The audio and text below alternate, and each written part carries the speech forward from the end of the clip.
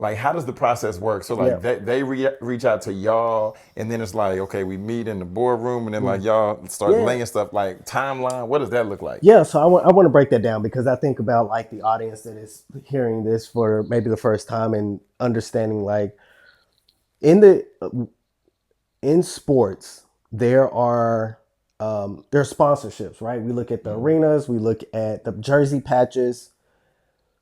The brands that you see on the jersey patches, they are sponsors of that team. Mm-hmm. When they can't just sponsor, they can, but just putting a number, let's say $1 million down and be like, I'm gonna sponsor you for 3 years, and they put a jersey patch on there. Mm-hmm. If I'm a brand, I say, you know what? I have to get a little bit more value out of just being a patch.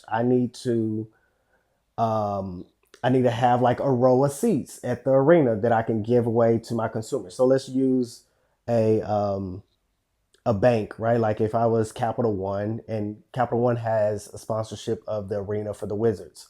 So when you go to a Capital One or you go to the Wizards game or that arena, if you have a Capital One card, you get 10% off every concession stand. So in a way, that's experiential marketing. Like they are bringing value to their consumers.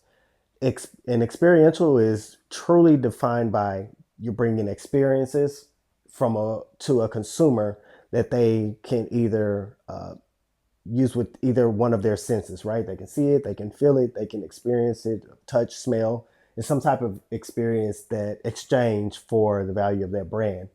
And I use like again Capital One. There's the experience of a money exchange where all right, they got a 10% sponsorship every time I come in there. I use my card, I get 10% off every food. And I don't know if that percentage is correct, but it's something like that. Mm-hmm. Then there's like a row of seats. And then there's maybe a lounge that only I can get in because I'm a Capital One card user. So when you think about experiential and the in sports, like you another example is like you go to Jerry's World right now, and as soon as you come in, it's truly experiential all the way through, right? The Mm-hmm. screen, Miller Lite, is the brand I think, Miller Lite, and anytime you come into his arena, you know that you're going to have some type of tie to a brand. The brand is going to do something, and the goal is truly to make you more of a brand loyal fan, and that's what he's truly trying to do. Capital One is truly trying to do is like I'm creating a space that you will continue to use my brand versus any other. And when you look at like how brands use this in other spaces in music and with even the NIL deals, like they want some value exchange. It doesn't always have to be a dollar exchange. I can get more consumers, more data, more like user downloads. Even like with some things we do with McDonald's, like if you notice they push a lot of the app, right? Like, and I'm okay saying this, but like they push a lot of the app. So when I build my events, to come to my event, you got to have an app.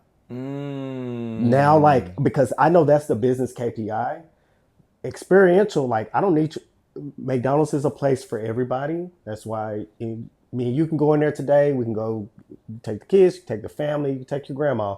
Doesn't matter. McDonald's is a place for everybody, but the transition of their usage is more their kind of consumer behavior is like making sure people are using the app too, right? So now I know that I attend the meetings, I hear that, I'm like, all right, bet, like, right, come to my event, got to use the app.